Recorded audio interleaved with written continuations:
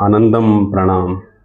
इस पतंजलि योग सूत्र के जो हम साधना पाठ के सूत्रों पे चर्चा कर रहे हैं, जो हमारे तीनों किताब के जो संदर्भ लेके हम इस पे आगे बढ़ रहे हैं। जो 30वां सूत्र है बहुत महत्वपूर्ण है। विशेष रूप से हमें ध्यान में रखना है कि जब हम आध्यात्मिक साधना पे चलते हैं, या यूँ कहे कि किसी भी, चाहे आध्यात्मिक तो दूर की बात है, कुछ संसारिक फिजिकल मटेरियल वर्ल्ड पे भी जाते हैं, चाहे नौकरी हो, चाहे व्यापार हो, चाहे वो शादी हो, चाहे शिक्षा हो, जो संगीत हो, किसी में भी, तो क्या क्या बाधा हो सकती है। हमें कुछ चीज़ें पता होती हैं, कुछ चीज़ें पता नहीं होती है। तो 9 हमारे दुश्मन क्या क्या है, जो स्पेशली आध्यात्मिक प्रगति पे बहुत दुश्मन है, ऑब्स्टैकल बताया गया है पतंजलि के द्वारा। सूत्र को पहले पढ़ने की कोशिश करेंगे, फिर उसमें एक एक करके उन 9 चीज़ों को ही थोड़ा लेबर कोड कैसे करेंगे।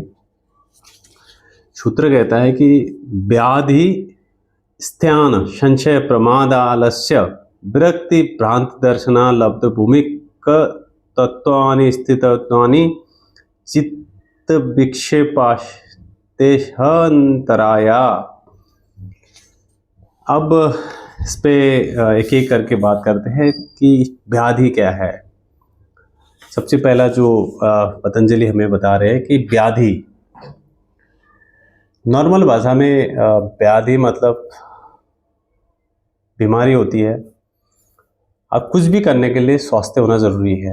यहाँ पे एक कालिदास जी का कोट है कि शरीर माध्यम खलु धर्म स्थानम। अगर आपका स्वास्थ्य ही नहीं है, if you are not fit, तो you are not able to do anything. चाहे वो भक्ति मार्ग हो, क्रिया हो या ज्ञान हो, कुछ भी नहीं कर सकते आप। ना नौकरी कर सकते, ना व्यापार कर सकते, ना चल सकते, फिर सकते। अब इसके लिए स्वस्थ रहना बहुत ज़रूरी है। अगर वैज्ञानिक तरीके से देखा जाए तो फिटेस्ट एज सर्वाइवल लेवल।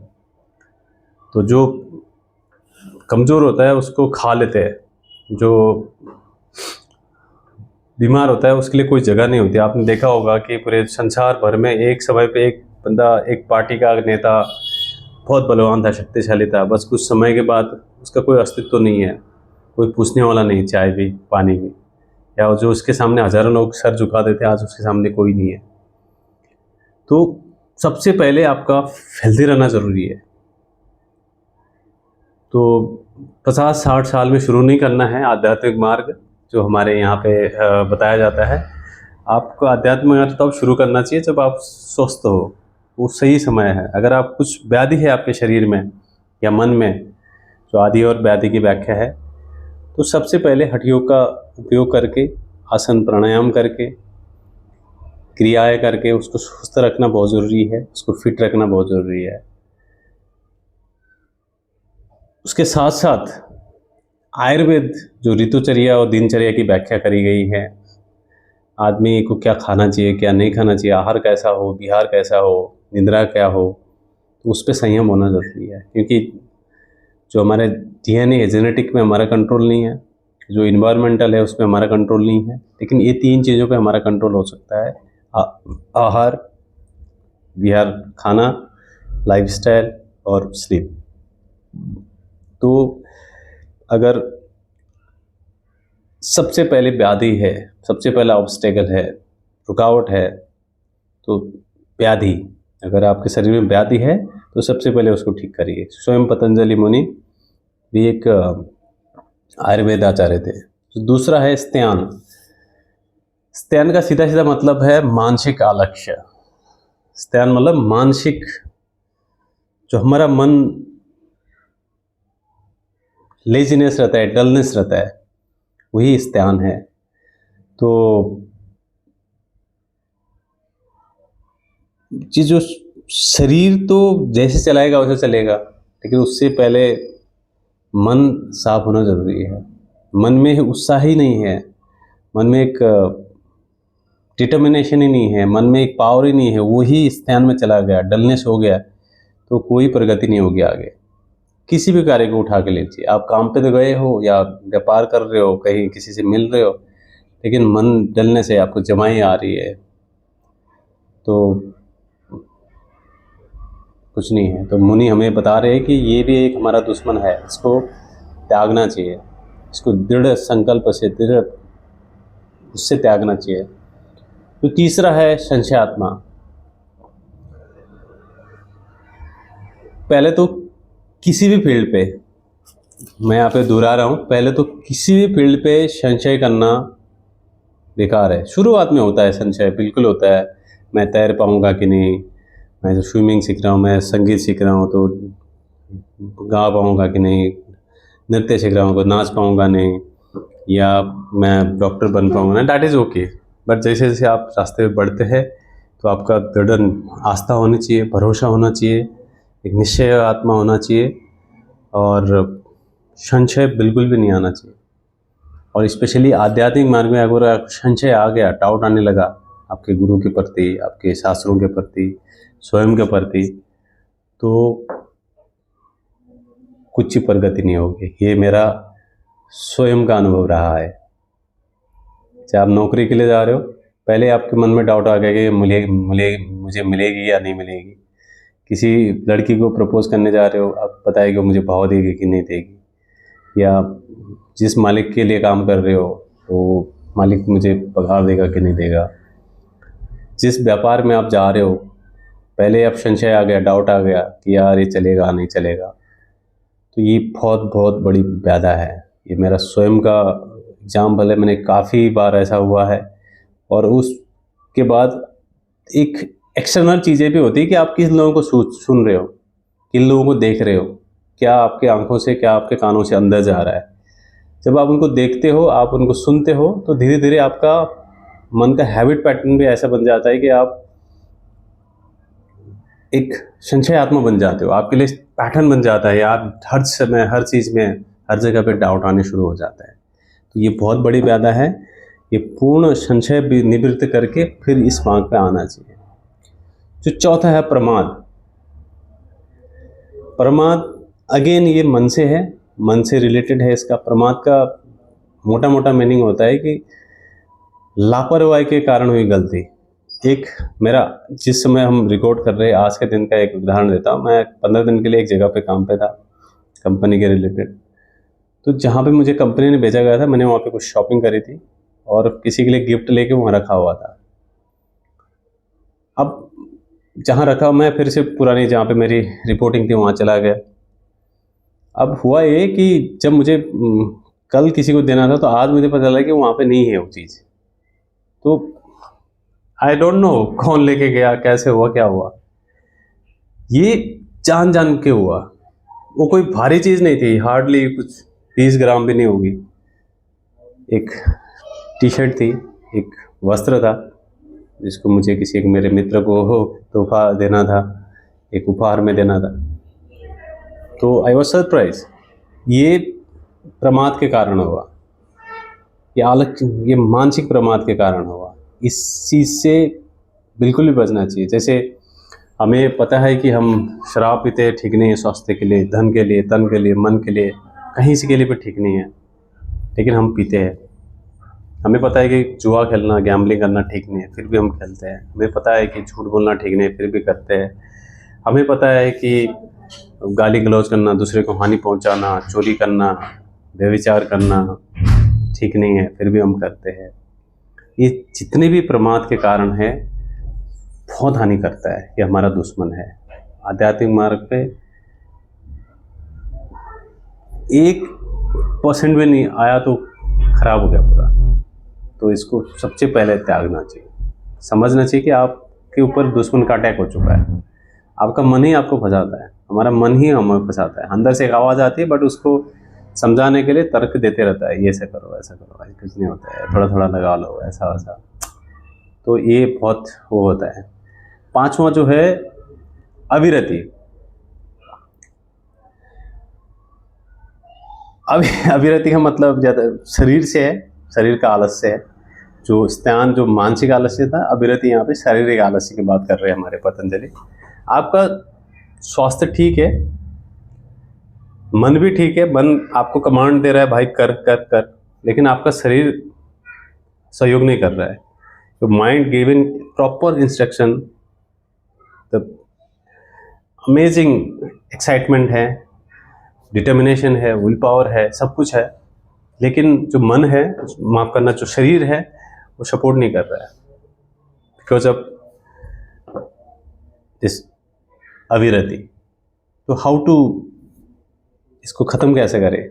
इसको ख़त्म करें एकदम सक्रिय डिटर्मिनेशन से। ऐसा संकल्प ले कुछ भी हो जाए। जैसे एक सदगुरु जग्गी वासुदेव जी उदाहरण देते हैं कि एक योगी का वो 14-15 साल तक मौन व्रत रहे, सालों साल तो मौन व्रत रहे, पत्ते खाते थे। ऐसे बहुत सारे एग्जाम्पल्स हैं। मतलब जब अभी मैं दूर नहीं जाता हूँ, मेरा प्रैक्टिकल एग्जाम्पल देता हूँ। मुझे ये जो सूत्रों पे वीडियो बना रहा था कुछ, तो मुझे तीनों इन बुक्स की स्टडी करनी थी। फिर उसके बाद मैंने इस पर स्क्रिप्ट लिखी, क्या थोड़ा थोड़ा लेके क्या हो सकता है। फिर अपने अनुभव लेके मैंने रिमाइज किया, रिकॉल किया ब्रेन में, स्मृति में झांका क्या क्या हुआ है। अब मेरा शरीर आसक्ति में फंसा पड़ा है, अपना अविरति में फंसा पड़ा है। महात्मा वो अलाउ नहीं कर रहे, नहीं सोना है, अभी तो खाना गया ना, और कल कर लेंगे, परसों कर लेंगे। ये बहुत बड़ी बाधा है। तो अगर आपके साथ ऐसा होता है, अगर कोई बीमारी नहीं है शरीर में, बीमारी है ठीक है, अगर बीमारी नहीं है फिर भी ये सब तकलीफ कर रहा है, तो समझ जाना कि दुश्मन का अटैक हो चुका है। तो इससे बचने के लिए दृढ़ संकल्प लेके, स्ट्रॉन्ग डिटर्मिनेशन लेके इस चीज़ का करना है। जो छठवा है आसक्ति। आसक्ति का मतलब होता है सीधा था अटैचमेंट। अटैचमेंट भौतिक वस्तु से हो सकता है, व्यक्ति से हो सकती है, और किससे हो सकता है। मुझे आसक्ति होगी शरीर से तो कितनी तकलीफ होगी। कोई मुझे सपोज आसक्ति होगी मुझे सुंदरता से, कितनी तकलीफ होती है। मुझे सपोज आसक्ति होती है फ़ोन से, कितनी तकलीफ होती है। सपोज आसक्ति होगी मुझे यूट्यूब से, इंस्टाग्राम से, गूगल सर्च से, मूवीज़ से, कितनी तकलीफ होती है। किसी व्यक्ति से, अरे वो तो संसार का सबसे विश्व सुंदरी है, या विश्व सुंदर है, क्या पर्सनालिटी है, मैं आसक्त हो चुका हूँ। या कोई पॉलिटिशियन है, कोई बिजनेस टाइकून है, कोई example, it can be anything. किसी को कुत्ते से आसक्ति हो गई। मैं बहुत सारे लोगों को जानता हूँ, मेरे उस पर बहुत आसक्ति होती है। एक मेरा प्रैक्टिकल एग्जाम्पल, कुछ साल पहले हमने एक पामोलिन, एक छोटा डक पाला था, स्वान। सबको आसक्ति हो रही उससे, मेरे पत्नी को, बच्चों को, मुझे। अब ऐसा परिस्थिति ऐसी बनी, जंगल के किनारे घर है। अब वहाँ पे बहुत रोड पे घूमने वाले कुत्ते भी जाए वहाँ पे, और जंगली जानवर भी है वहाँ पे काफ़ी, सूअर है, सियार है, बाघ है, सब कुछ। तो कुछ जंगली जानवर की अब कुछ मृत्यु हुई, तो वहाँ पे सब लोग जाके खाते हैं। अब वो नेचुरल टेंडेंसी कुत्ते की ऐसी है कि उसका जो स्ट्रॉन्ग स्मेल है वो खींचे चले जाएगा, जहाँ भी उस तरह का देगा ऑटोमेटिकली चले जाएगा। तो वो वहाँ जाने लगा, तो धीरे धीरे उसको रैवेज हो गया, क्योंकि वो बाकी जानवर से आ गया। तो अब वो हमें काटने लग गया। मेरे भी इसमें पैर में मुंह डाला था, लेकिन काटा नहीं। मेरे एक भाई है रंजीत, उसको काटा गया, बच्चों को काटा, काफ़ी लोगों को। तो फिर अब कोई ऑप्शन था नहीं। प्यार तो करते थे लेकिन ऑप्शन था नहीं, सबको आसक्ति हो चुकी थी। तो अब क्या करें समाधान। तो किसी ने, समझदार वहाँ पे बुजुर्ग ने बोला कि भाई इसको मारना होगा। तो एक वहाँ पे बूबू है हमारे वहाँ पे, एक बहुत लोहार है, मजबूत इंसान है। तो आए और उन्होंने फिर ऐसे मेरे सामने ऐसे बाम्बू से उसके सर पे मार के जगह पे किया। फिर हमने उसका, बहुत हम लोग दुखी थे उस समय, बहुत 2-2 3 दिन तक खाना जा नहीं रहा था। पूरा एक दुख का माहौल था, जैसे किसी की अपने उनकी मृत्यु हो चुकी है, क्योंकि वो अटैचमेंट हो चुका था सबका। तो बहुत तकलीफ देता है।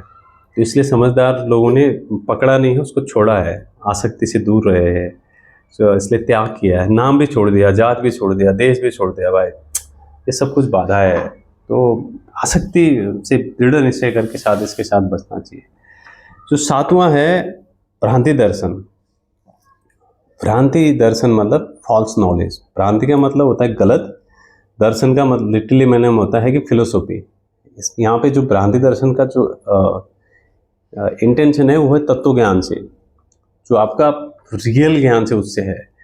जैसे हमने बहुत सारी चीज़ें पढ़ते हैं, सुनते हैं, तो जैसे एक एग्जांपल योग के मार्ग में ऐसा बोलते हैं कि कुंडलिनी कुंडलिनी जब जागती है तो ये होता है, वो होता है, चमत्कार होते हैं, कोई उड़ता है, कोई तैरता है, कोई हणिमा महिमा लघुमा गणिमा, वो आगे आएगा पतंजलि के उसमें, जो आगे आगे विभूति पाद में उसमें हम बताएंगे। तो किसी भगवान की मूर्ति पे, किसी गुरु की वाणी में, किसी गुरु का दर्शन पे, कोई नाद सुनते हैं, बोल सुना है, किसी ज्योति पे देखते हैं, ऐसा होता है वैसा होता है, ज्योति प्रकट होती है। और जब हम ध्यान करने लगते हैं, साधक बैठता है तो उसको उसी बात का, जब अंदर से सुनी सुनाई बातें, पढ़ी पढ़ाई बातें आती तो उसको लगता है कि बस बस मुझे तो मिल गया, यही चाहिए था। एक हमारे गुरुजी है थे, अब तो संसार में नहीं, विपासना के महान आचार्य सत्यनारायण गोयंका जी, तो उन्होंने एग्जाम्पल देते हैं उनके वासना के कोर्स में। एक बार एक शिविर हुआ तो कोई आया हुआ था वहाँ से बर्मा से, तो जो अगला बुद्ध आने वाला है इस धरती पे, तो जो बताया गया है शास्त्रों पे उस तरह से ठीक ऐसा बोला कि भाई मैं ये था वो था। तो ये सब वो है, कुछ आवाज़ आना, कुछ इस तरह के कुछ अनुभव एक आध हमारे साथ भी हुए, बट वो सब भ्रांति दर्शन है वो सब। इसलिए आपको एक गुरु होना ज़रूरी है। आपको जब भी ऐसी चीज़ें हो, आपका ये सब धोखादायक है। आप पतंजलि योग दर्शन पूरा का पूरा अपना एक दर्शन है। अब इसमें किसी न्याय दर्शन को, किसी उत्तर मीमांसा को या पूर्व मीमांसा को जोड़ देंगे या सांख्य मीमांसा को जोड़ के आप कोट करेंगे तो ये नुकसानदायक हो सकता है, हानिकारक हो सकता है। It can be dangerous. So please whenever you feel ये obstacle like this, भ्रांति दर्शन, false knowledge, be alert. Go to your all experienced senior yoga teacher or any guru. They will guide you, they will help you to come out from this enemies, इस दुश्मन से बचाने के लिए। जो अगला 8वां है वो है अलब्ध भूमि तत्व। बहुत बार हम क्या करते हैं कि बहुत हाथ पैर मारते हैं, बहुत तपस्या करते हैं, जैसे बताया वैसे करते हैं, जितना समय बताया गया, जो विधि बताई गई, सब कुछ करते हैं, लेकिन परिणाम आते नहीं है। परिणाम आते नहीं है, फिर आदमी क्या होता है, निराश होता है। इसलिए जो हमारे पतंजलि ने 14वें सूत्र में बताया था कि भक्ति योग, ईश्वर प्राण ध्यान, या भगवद गीता पे जो दूसरा अध्याय का 47वां श्लोक है, कर्मण्येवाधिकारस्ते मा फलेषु। ये ऐसा क्यों कहते हैं कि जो विद्वान है, टीकाकार है, जो जिन्होंने अनुभव किया है, जो उस मन और इंद्रिय और बुद्धियों से पर की स्थिति जानते हैं, वो बताते हैं कि जो हमारे पूर्व कर्म है या जो हमारा प्रारब्ध है उसके कारण ये सब चीज़ें आती है और आएगी ही। तो हमें इससे डिग नहीं जाना है, इससे भागना नहीं है, तो समझना है कि भाई ये मेरा, जैसे एक रिसेंट एग्जांपल बताते हैं कि प्रेमानंद जी महाराज जी का, जो अभी बहुत प्रख्यात हो रहे भक्ति मार्ग पे, राधा राधा जो करा रहे, ये दोनों किडनी फेल है, दोनों किडनी खराब हो चुकी है, डायलिसिस चल रहा है, फिर भी जब बोलते हैं वो, जो उनकी वाणी है, क्या ओज है, क्या तेज है, घंटों घंटों सुन के भी खत्म नहीं होता, और सुनो और देखते रहो देखते रहो। करुणा आती है, दया आती है, मतलब कैसे हो सकता है इस चमत्कार। तो किसी ने उनको बोला कि यार ये आप तो सिद्धि प्राप्त हो चुकी है, तो आप why don't you care your self to use those mystical powers. ये सेड कि नहीं, ये प्रारब्ध है, इसको मुझे भोगना ही होगा, इसमें कुछ नहीं करना है। तो ये बहुत ऑब्स्टेकल है। तो अगर आपको, आप रास्ते पे चल रहे हो, सही रास्ते पे चल रहे हो, सही समय पे चल रहे हो, सही मार्ग से चल रहे हो, सही दर्शन से, सही प्रवचन से चल रहे हो, सही विद्या से चल रहे हो, लेकिन आपको परिणाम नहीं मिल रहे, तो ईश्वर प्राण ध्यान करना है, सरेंडर करना है, समझना है कि ये मेरा प्रारब्ध है, पूर्व कर्मों के वजह से हुआ है, ठीक हो जाएगा। जो अगला जो अस्थिर तत्व जो है, 9वां दुश्मन हमारा, वो है मन का डिगमगाना। मैंने जो आर्ट एक लब्ध भूमि तत्व जो बात करी उसमें जो 9 हुआ है, अब मन स्थिर रहता नहीं है। आपने मन की कितनी ही बाधाएं हैं, कितने ही लंबे समय तक साधना करते हैं हम, परिणाम नहीं मिलते हैं। फिर से अगेन मैं खुद का एग्जाम्पल दूंगा। हम इस कुएं में यहाँ पे फिर से एक सत्यनारायण गोयनका गुरुदीप का कोट करूंगा, उनके वाक्य। वो कहते हैं कि भाई एक जगह खड्डा खोदो, कुआं का पानी पीना है तो एक जगह ट्राई करो ना, थोड़ा इधर थोड़ा उधर थोड़ा उधर थोड़ा उधर, कैसे होगा? आप शुरुआत में के लिए थोड़ा देखो, जांचो, ठीक है, लेकिन जब आगे बढ़ना है तो एक ही जगह पे करना होगा, तब जाके परिणाम आएगा।